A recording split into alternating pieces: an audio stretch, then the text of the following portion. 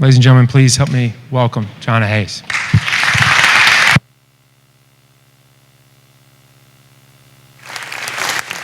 Thank you. I'm just a teacher. Hello. Good evening. This is just weird. It makes me nervous. I think I'm going to fly. I'm sorry. I am Jahana Hayes. Like he said, I am the 2016 National Teacher of the Year.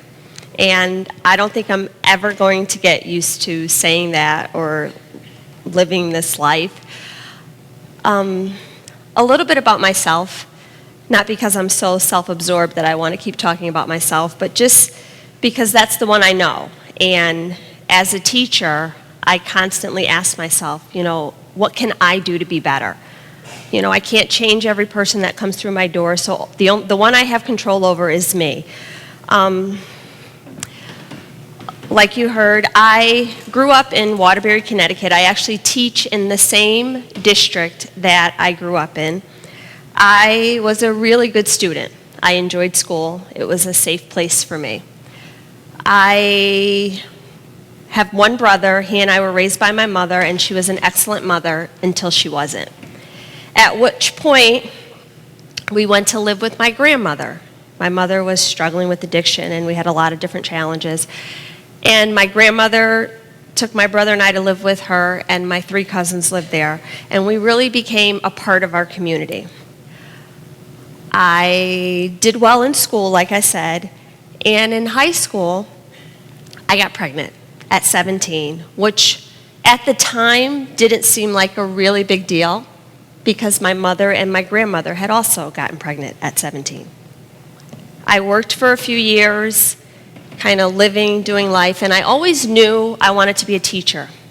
But I didn't really know what that looked like or what I needed to do because no one in my house had ever gone to college, and there was really no discussion about what college looked like or what that journey looked like. About 7 years later, and I kid you not, I woke up one day and I said, this cannot be my real life. And I enrolled in community college. I didn't tell anyone because I fully expected not to finish.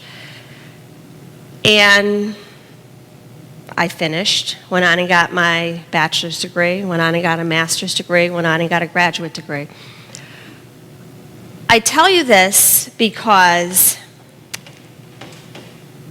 while all of that does not seem like the path that would lead me to this stage tonight, talking to you, or being on the platform as the National Teacher of the Year, everything I just described makes me the teacher that I am. Everything that I do every day is about recognizing that kids come to me with different experiences and different needs, and it is my job to meet them where they are. As I travel the country, people ask me all the time, what do you teach? And my answer is always, kids. I don't think people really get that. Education is twofold. I thought that this was something that only I believed, and then I stumbled across some papers by Dr. Martin Luther King in my graduate work, where when he was a student at Morehouse University, he wrote, the purpose of education is twofold, to build knowledge and character. And it hit me like a ton of bricks. Our job is not only to deliver content. Some of the most dangerous criminals are gifted with reason, super smart, building bombs every day. But what do you do with that information? So I went into a class determined to get to know my students, to connect with them, to build relationships.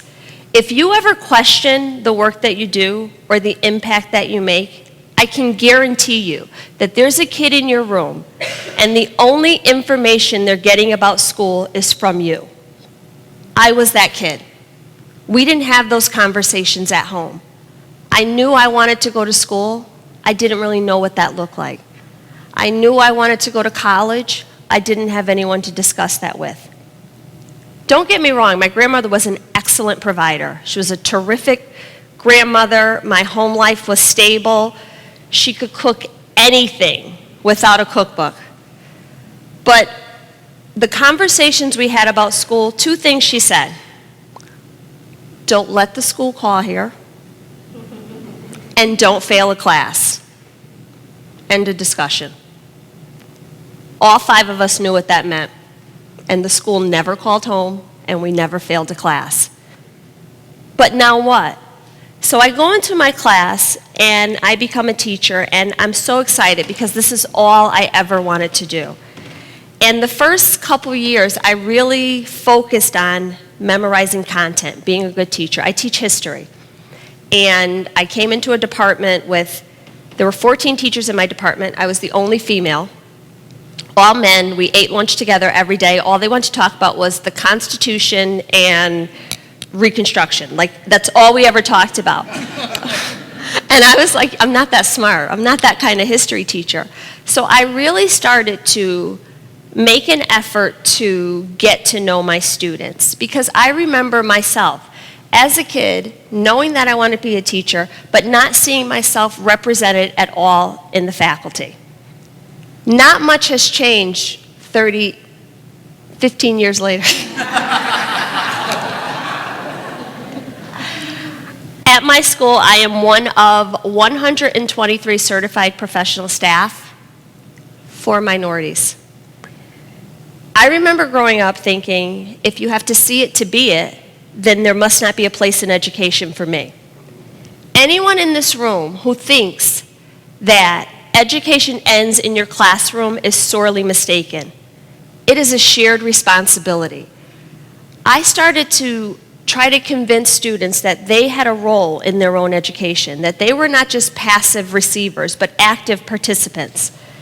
And I started to see what was happening.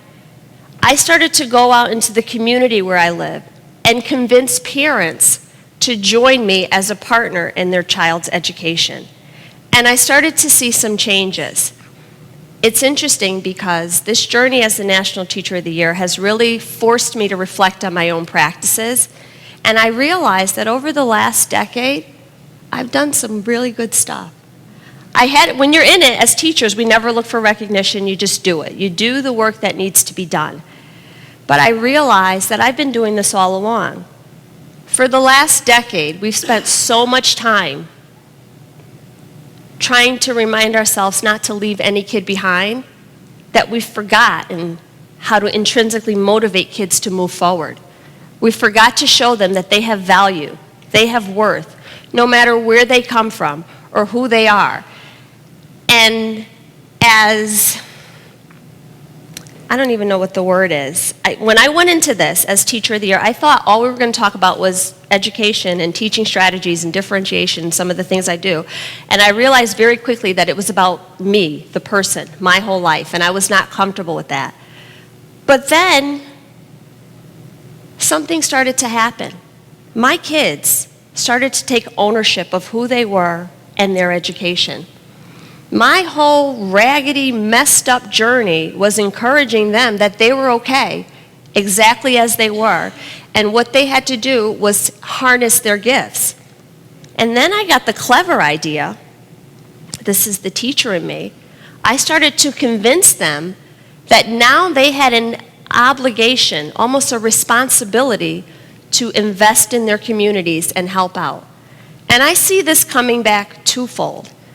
A couple years ago, I teach an AP government class, and I was very disappointed because my scores were not where I wanted them to be. And one of my students said to me, "But Mrs. Hayes, every single one of us registered and voted." Okay. Our job is not just to produce taxpayers. More importantly, we have to produce citizens. When my students look at me and they want me to answer their questions about what's going on in their world, I say to them, we are responsible for each other. If kids don't leave us knowing that and understanding that, then we have not done what we have been charged to do as teachers. I am so grateful to the adults in my community who stood up and did jobs that did not belong to them, to the people in my neighborhood, to the teachers in my school who did not end their day and say, that's not my job, this is not my responsibility, but took a personal investment in me That's the only reason I'm standing here today. There are so many of my kids every day who come to school, and I send them off, and I pray every night that they'll come back the next day. We have to give kids a reason to come back to school. For me, that was the only constant, that was the only safe place, that was the only place where I mattered. Today, I know that it's the only place where I make a difference. So as this year, this whirlwind of a year, I struggle with, where is my voice? What am I supposed to do? What is my role? And I think it's almost serendipitous that I end up here today in Little Rock, Arkansas. Because as part of the Connecticut Teacher of the Year process, it's a very rigorous process, but I had a group of people come out to my school and observe me teaching. I had to present a portfolio. I had to do a lesson. And the lesson I taught was on a book that my students read. You probably all know it, Warriors Don't Cry by Melba Patilla Beals. So today, and I almost wish they hadn't taken me there because it really, I was so conflicted when I left Central High School. I went there today, and I walked on the grounds, and I could just feel the energy, and I could feel the responsibility, and I says, we have to do more, as educators, we have to do more. We cannot send kids into the world feeling like nothing has changed. And I went back to the hotel, and I called one of my coworkers, and she reminded me of something that happened a few weeks ago. One of my students said to me, Morgan, you could probably tell with a name like Morgan, Morgan is a white student that I have, and she said to me, I'm so glad I had you as a teacher because you have shown me that what my father says about black people is not true. That reminded me that I'm already doing my part. I'm already teaching kids that we are so much better than what you see. We are so much better than what you hear. We are so much better than what we've come to expect. I ask myself every day, is this an education that I want my child to receive? If you can't answer yes to that question every single time, then you need to change what you're doing. I am so proud of this profession. I am so proud of teachers. And if you want to know how do we elevate this profession, how do we attract people, every day we go out there game tight on our best performance. We are getting observed every time we stand up, not by our administrators, but by our students, by our parents. They go out into communities and they talk about who we are and what we do and how we've inspired them. Make an investment in your students. Love this profession as much as I do. Know that what you are doing is truly making a difference. Thank you.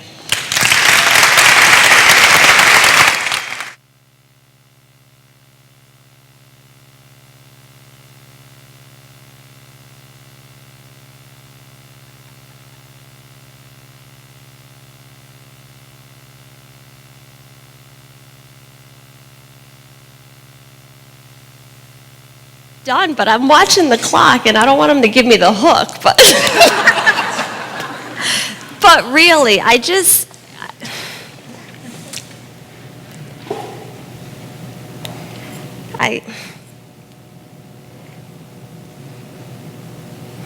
stand here and I just remember being 17 years old and feeling like nothing was ever going to change.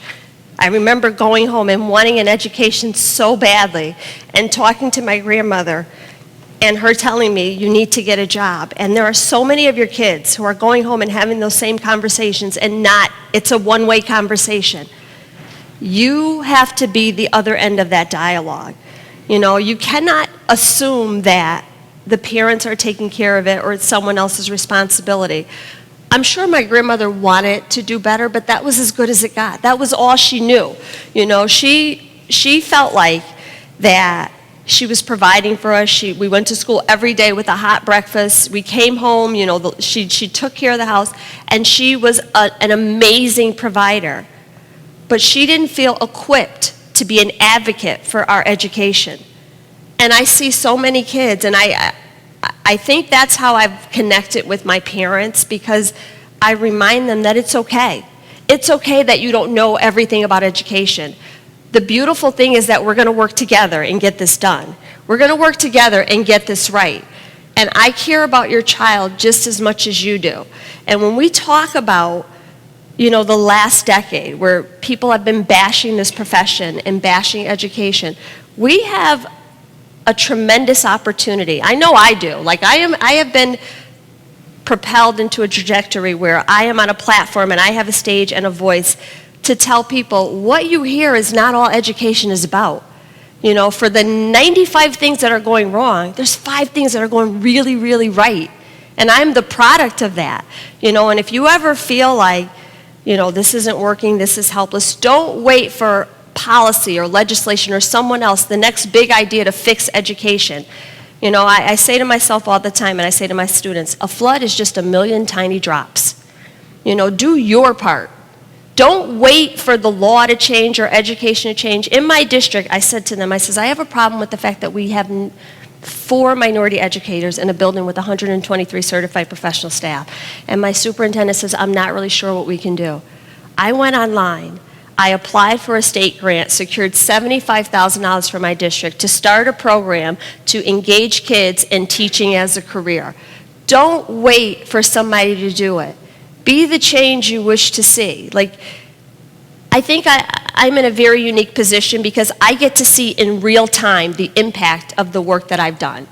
You know, as the National Teacher of the Year, my students were interviewed. I'm hearing some of the things they say, and it's funny because it's like a running joke in my class. I tell kids, teachers never know how good they are until they get eulogized. Everyone shows up at the funeral, and she was a wonderful teacher, I loved her, I remember this one time. Right? I'm hearing this in real time, and that is so empowering. And the thing is, it just makes me want to do more. You know, it makes me feel more responsible. It makes me feel more eager to work. When I went to Central High School today, I called my coworker, we have to do more. Like, the work is never done. Teaching is not for the faint at heart.